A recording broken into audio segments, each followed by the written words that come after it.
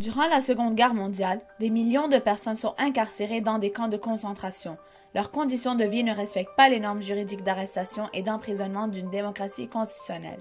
Un camp de concentration est un vaste lieu fermé créé pour détenir les gens dans des conditions abominables. Dans ces camps, on rassemble des civils considérés ennemis, des prisonniers de guerre ou des détenus politiques. Au début de la Seconde Guerre mondiale, ce procédé a été employé en France pour interner les ressortissants des pays ennemis, ne distinguant pas les Allemands réfugiés en France des partisans d'Hitler. De plus, des camps ont été ouverts aux États-Unis, notamment ceux destinés à l'internement des Japonais américains à la suite de l'attaque de Pearl Harbor en 1941. Les camps de concentration les plus connus sont ceux créés par les nazis. Les premiers furent créés après la nomination d'Hitler au poste de chancelier allemand en janvier 1933. La SA et la SS mirent en place de nombreux camps de détention pour incarcérer les opposants à la politique nazie dans toute l'Allemagne et les pays occupés d'Europe.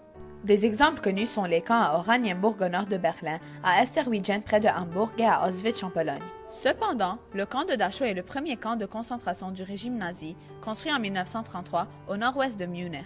Les prisonniers étaient des opposants politiques, des communistes et des sociodémocrates.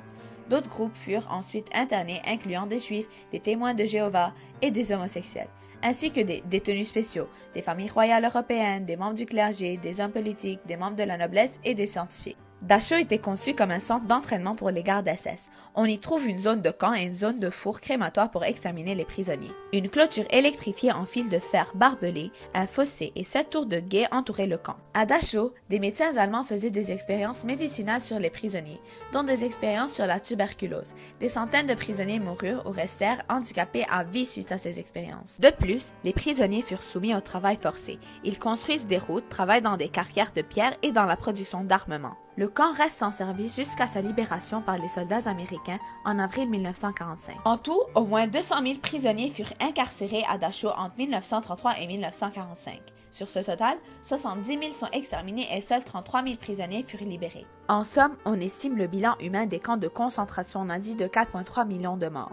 Pour conclure, les camps de concentration représentent un véritable massacre humain qui vise à éliminer les individus et à s'enrichir avec une main-d'œuvre gratuite pour subventionner la Seconde Guerre mondiale. Cependant, le traumatisme psychologique et physique enduré par les prisonniers laisse des séquelles indélébiles de cette expérience morbide. Parmi les survivants, Edmond Michelet, un homme politique français, évoque cette expérience douloureuse, néanmoins remplie d'humanité et teintée de nostalgie.